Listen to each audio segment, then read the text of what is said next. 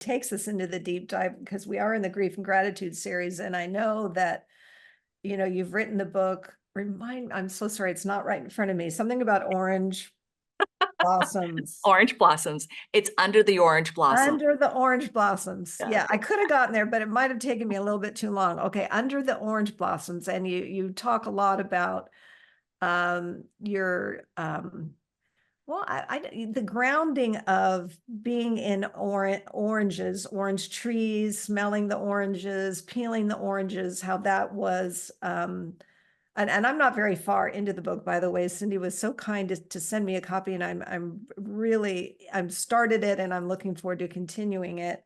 Um, I already have that sense that like there's a lot you're going to be going through as I'm reading this book. And is it, I mean, didn't the orange, all that orange implied sort of help you cope? Because clearly you had to endure horrible, unspeakable things, but it seems like you found some, I don't know, escape, or I don't know. What would you tell me? Tell me.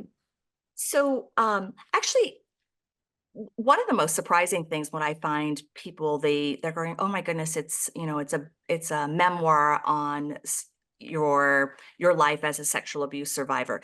But actually the book has incredible, when people finish reading it, they're like, that was so inspiring.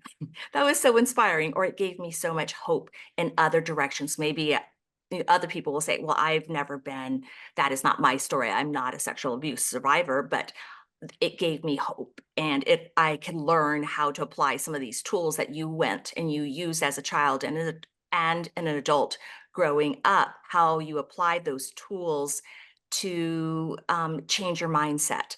And so I think that's kind of what the book kind of takes you through. And I was very cognizant of not traumatizing my reader. So I really come from a mindset of a young person and how a teenager talks. So that's why it's a little bit on the lighter side, but it still is very heavy content, but it does take you through the journey, since it's a memoir of a child, all the way into adult years until my father passes afterwards, and the lessons that I learned. And I have a whole self-help section. And it's coming out in Spanish because Okay, I that's good. found more people are interested in this. And so different countries were, do you have this book out in Spanish? So I'm coming out this year in Spanish. And then I recognized more people were asking about the tools. So I'm going to write a second book, and it'll be just on the tools. It'll just be self-help only, because a lot of the tools are the things that I learned just intuitively, um, that you could apply to your life, just more inspirational things that you could apply to yourself for Okay, self-help. so things that you found yourself doing either Mhm. through survival, or maybe you grab something from this person or that person, things that you yourself did that helped you. I don't even know if navigate is the right word. I don't even Oh, know. yeah. Survive. Survive Survive, would survive. be a Yeah. really good word for it, because my goodness. Um, so you're putting those together to help people. And I'm imagining that these tools that you're going to be sharing would work for all kinds of different traumas and situations, not just Exactly. Yeah, exactly. And it's just for anybody who's been through trauma and they're looking for ways of just how to get themselves up. We all cry, we all suffer. No one's exempt of pain. So I right. think it's a lot of the innate ability of and I'm going to use some examples here, uh, possibly what it's like to journal your grief or your hate or your pain into that. If someone had passed, or if you had gone through some different forms of trauma, and then how to take that and help your mindset so that you're not feeling so stuck, and then getting up from there and where you go from there. So that's a little bit more of where this book and the concept of this book is about. No, that is really great, because as we're in this grief and gratitude series, what's becoming clear to me is that we need to have conversations around grief and around trauma? I mean, I know we're starting to have those conversations, but I think we Mhm. need to keep having those conversations and, for lack of a better word, sort of normalize some of this, because sadly, this is normal for a lot of people. It doesn't mean it certainly is not, you know, nobody would sign up for this. And yet Right. people endure it. People have to try to get through it, survive it, and then figure out, can I even thrive after this? Is this even Exactly. possible? Can I? I don't know. Mhm. Um, That's you've just taken us through the whole cycles of that stages of going through grief and trauma. And that is exactly right on par for those steps. Like, everybody wants to know, will I survive afterwards? Can I be the same? And I have to say, I don't know that, because I think when you go through incredible strife in your life, even a marriage, or, you go through a divorce, it does change you. But it's only if that individual could say, well, was it a good decision, or how did it benefit me? We could look at that, but it's that mindset where you kind of go, yes, it changed 10 positive things, but it left me with these two scars. But that is a mindset where you kind of go, oh, well, I have, out of the 12, two things not ideal, but then how do you get past that? And will I let it go? And that's the part of grief. Can I let it go? Will I let it go? How do I let it go? Can I let this reside in my body, this grief and this pain?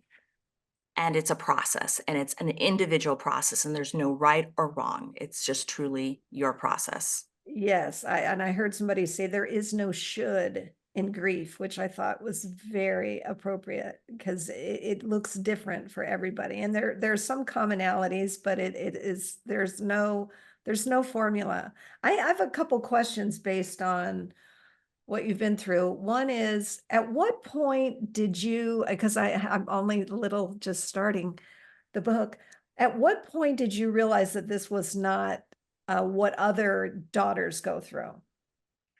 I wanted to use Um, the word normal, but it just didn't feel right. uh, Like, not every daughter was going through what you were going through. When did you figure out, well, this isn't what other people are going through? well, ow, Rochelle, that's a really good question. I have to say, I think when I was younger, um, like when you're a young child and your parents are, I don't know, bathing you, and there's appropriate bathing, like, hurry up, get dry, hurry, like, let's, you know, lift up your armpits, let's dry them off, and you're going through the body parts. There's, you innately know as a child if there's something creepy feeling about it or Mm, not.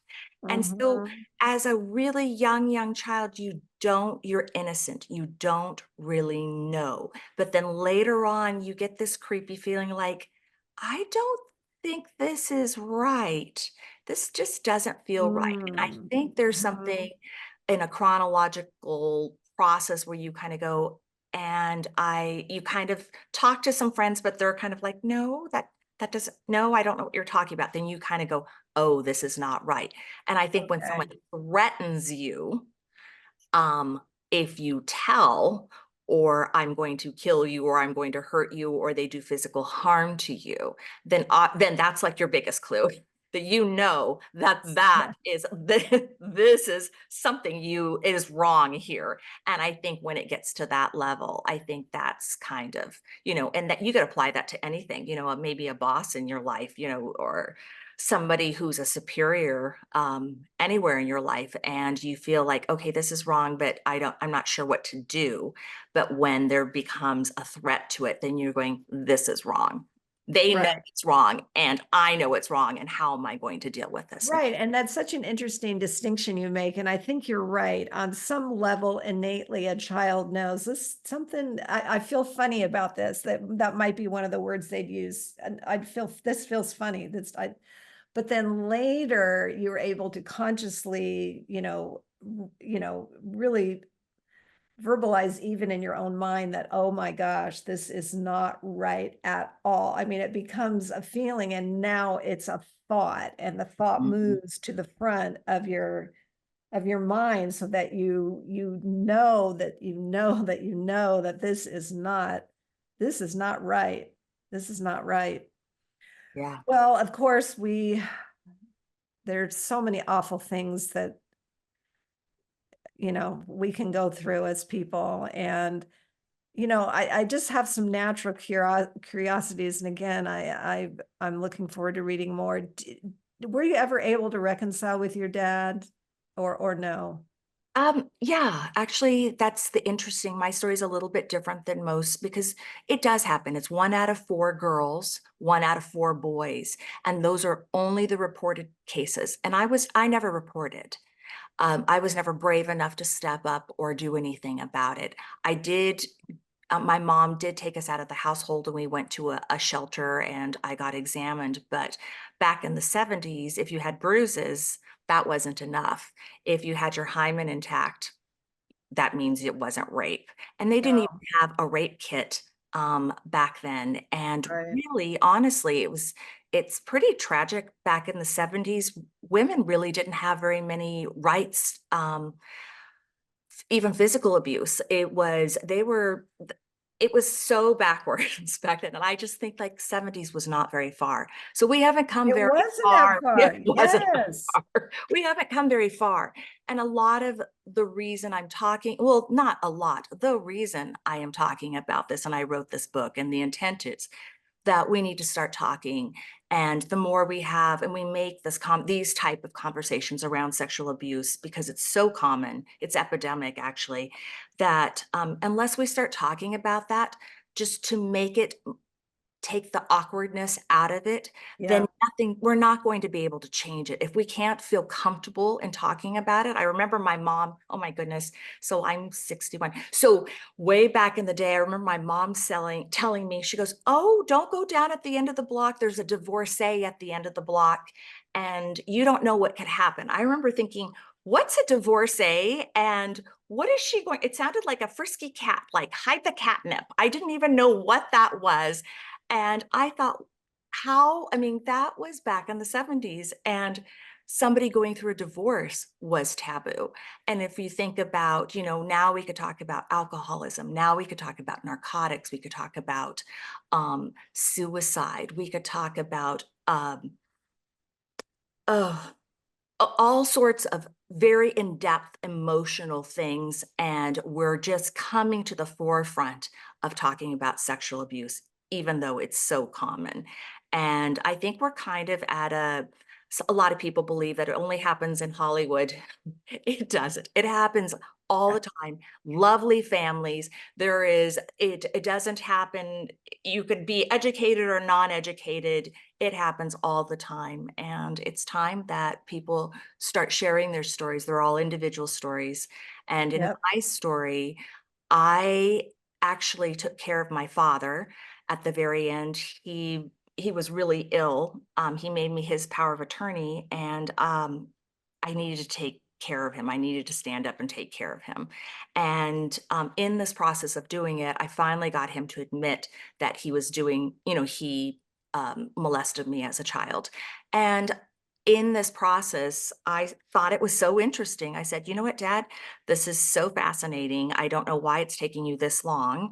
But I'm grateful to hear this. He didn't really say the sorry the way I wanted to hear it, but I learned so much through it. And I thought, I have to record this. I have to write this down. And my dad, I told him that I wanted to write a book about it. So it's a lot of recorded Q&A that I have that I haven't shared yet, but it's sort of like the mindset of a pedophile, pedophile. It's a mindset of a Yeah. pedophile and what he's attracted to and what he's not attracted to and how he takes advantage of somebody. And it's sort of like the steps. And it was so disturbing to me that I thought I have to write this. Maybe it will help somebody. Mm. And even though I didn't get the apology I wanted to, and I recognized that I had the freedom all along to kind of emotionally set myself free, um, I thought maybe somebody else from these stories and from what he said, somebody would find some form of healing.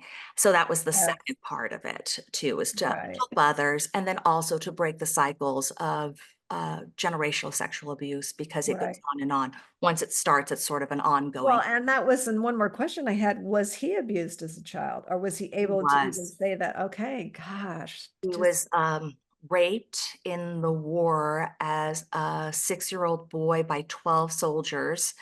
Um, oh, and when he was describing what he was going through, I noticed that he had a lot of shame, and then he took it back. And I know this, I even like, I pushed so far. I said, so, okay, this happened to you, then why would you repeat it? Why would you repeat this cycle? And why would you hurt somebody else? And why would you hurt your own daughter, knowing how much grief it gave you? And he really didn't have an answer for it. He just, I listened to him. It's on recording. I just thought, wow, this is just, it was just very sad. It's very but sick. it is cyclical though. I mean, Yes, it it, is. it is. It doesn't make any sense that No, it they, doesn't. it really doesn't. I would love to have a psychologist help us understand why you repeat something so heinous and horrendous that was done to you to a loved one. Right. Wow. Hey, is there what I mean, I know that, all these things that we go through, we would never sign up for. What kind of gratitude have you been able to sort of like pull? Not because of the situation, but in the situation or after the situation. Hmm. I think it's just been this crazy journey having, um, what kind of gratitude? I'm rethinking what you're saying here. Well, here you wrote a book. Wrote a book. I think the gratitude in this is that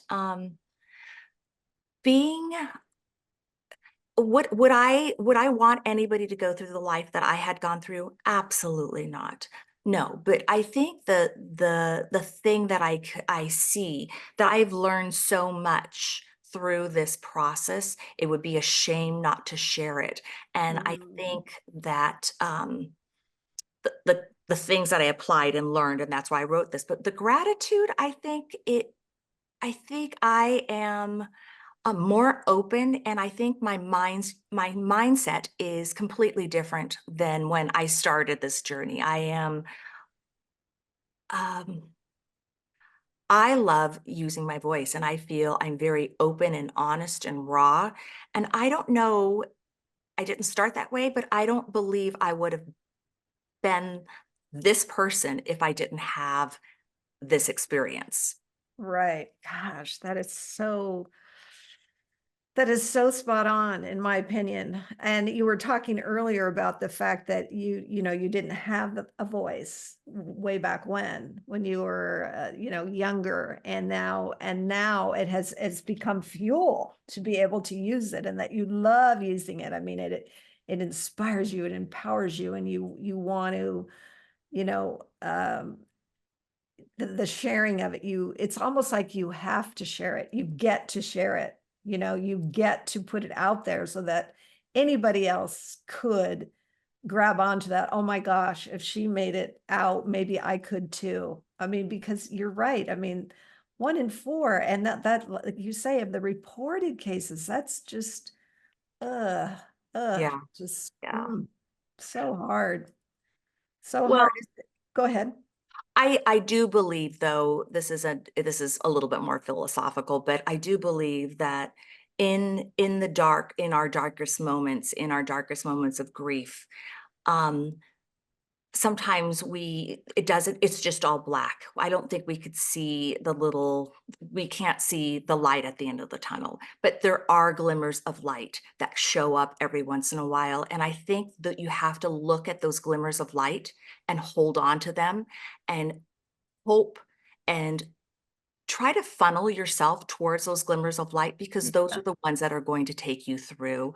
And I don't know how long it's going to that transition's going to be through, but it is those glimmers and holding on. And when you get to the other end, I think it's looking at the silver lining. kind of asking yourself, okay, yes, this did happen, but what can I take away from this? And if you dismiss all the pain and the anger and all that, if you even wrote it down on a piece of paper and then look at what is on the other balance of that paper, then focus on the silver lining. And I think that transforms you, Yes. that mindset. And I think it's a little bit easier to kind of go, oh, I have 100 things on this piece of paper that were all dark, but let's see how I could get through this and work through that. Mhm. I could focus on these three beautiful golden nuggets, or these glimmers of light, and work. How do I, because that was what I took from it. Right. And that is very helpful in terms of, like you say, the sort of companion piece that you're putting together. There's so much healing in the power and the process of writing. I think sometimes we either don't know or haven't tried it, or, well, I'm not a writer. That's not about that. It's about, there's something about putting pen to paper, or your typewriter or your computer. I'm dating myself. I write with paper. I write with paper. Yes, Yeah. I mean, there's something about that process that is very healing, and I think sometimes we're intimidated. Maybe some of us might be intimidated by that thought. Well, oh, I'm not a writer. That's beside the point altogether. Mhm. I'm assume I won't even assume. I'll ask: are some of the tools prompts that can help people like kind of get it out? Yeah. So just to kind of give you a really quick little insight, so where I took a lot of this was I happened to live in Spain as a child when I recognized, because I had dissociated, I forgot what had happened to me. And when I was becoming sexually active, where I actually looked at boys and they were actually cute for the first time, and not annoying, I started having flashbacks and everything came back, and I really thought I was losing my mind. So I wrote every dream, every flashback on a piece of paper in a notebook, Wow. and I started putting it all together. And through this process, I was able to recall everything that had happened in the past. But I have to say, I do not look at myself as a writer. I was just a person writing in a notebook, and I'm still that person writing in a notebook. In fact, I'm dyslexic, and I felt so convicted to share my story that, thank God for uh, spelling, for, well, way back in the day, a dictionary, and Yeah, now we have yeah, autocorrect. I mean, everything. yeah, So I think it's just the willingness to write it down, and you don't have yes, to be a brain surgeon or a perfect writer. You just right. write your thoughts down. And in that process, I realized, like, I had nothing. Everything felt taken away from me. I felt disarmed. I hated myself. I hated my life. I hated my parents. I didn't want to live, and I contemplated suicide. And at that point, that's where I thought, "Ah, I love life, but I don't love myself. I don't love the situation I'm in. And how do I find myself back?" And living in a foreign country, I didn't have resources like going to a library. I didn't have a counselor. I asked my parents and they denied it. So I only had myself. And I thought of, how do I get back and try to find myself? And in a lot of this was just simple things that I could do. I wrote down my own quotes, or I found a quote that inspired me, and I would look at that quote, tape it to my bathroom mirror, Mhm. and look at it and focus on it. Or I would write my own quote, a mantra, and say it every time I brushed my teeth, every time I went to the bathroom, washed my hands. I would say that quote 20 times. And if you think about how many times you go to the bathroom or you check your hair in the bathroom, you're there actually quite a bit. And and so I started just to write things that inspired me. And there were other things. I mean, as a teenager, I would write words that owned me, that I felt disgusting and dirty, stupid, fat, whatever it was. And I Mhm. really felt these words owned me, and they carried my, in a sense, my soul down.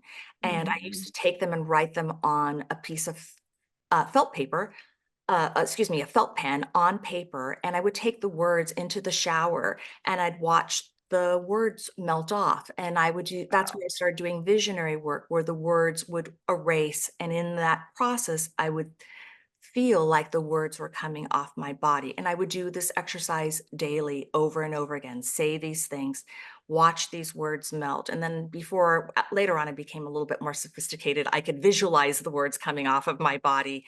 But there were a lot of things that I could not stay in my body because I kept on dissociating. And I started doing a lot more grounding exercise, like walking on the sand, on the earth, grass, feeling if I would dissociate, I put cold ice in my mouth, or I actually cut out all the people who I felt were negative influences in my life. I really looked at people and I thought, they don't serve me right now. They're only taking me down a course of where I don't want to go. I'm trying to be my best self. So alcohol, drugs was not my thing. It was, in fact, I was the opposite. It was about control so that I can control a better outcome. So Right. it was, and everybody has their own story. Um, I wish escapism was mine, but mine was the opposite. Mine was trying to find the truth Right. and be in my body, because I really feel life is a gift, but I was willing to give it up just to stop the pain. So, Right. Wow. and I think it's harder when you're a teenager. You just really, you emotionally, I didn't know how to decipher um, the pain. I just wanted it to end, and ending Right. my life was a great solution. It sounded great to me, but that's not what I wanted to do. But I felt Right. that stuck.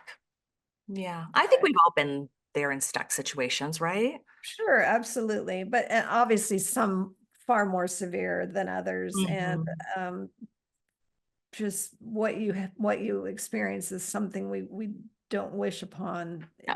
really anyone, and yet it still happens. Where can people find your book? Where can they find you?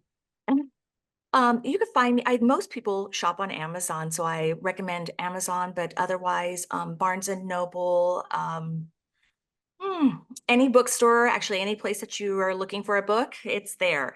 And but you can reach me. I do have a blog, and I have to say I really like the material that's on my blog, and I'm there to, hear your stories, share your voice with me, and that's on cindytalks.com.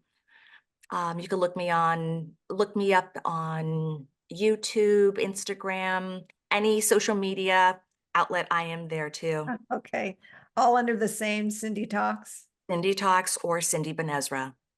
Okay, okay, we'll be sure and get that all in there. What a pleasure this has been. I'm very grateful for your time. I just more and more feel like time is the most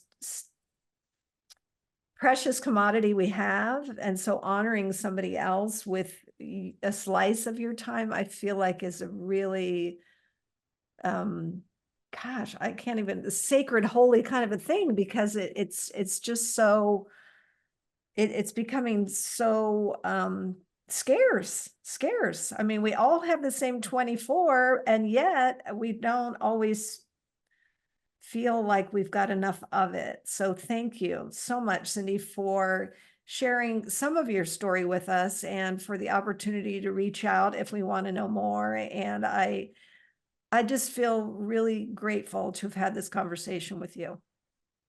I sincerely mean that. Thank you for having me. It's like shows like this um, help others, and you don't know. There might be somebody listening to this, and you might change their complete dynamic. You might rock their world, and so you're a gift for having us. Wow. For allowing me to come on here. It's my pleasure. Thank you so much.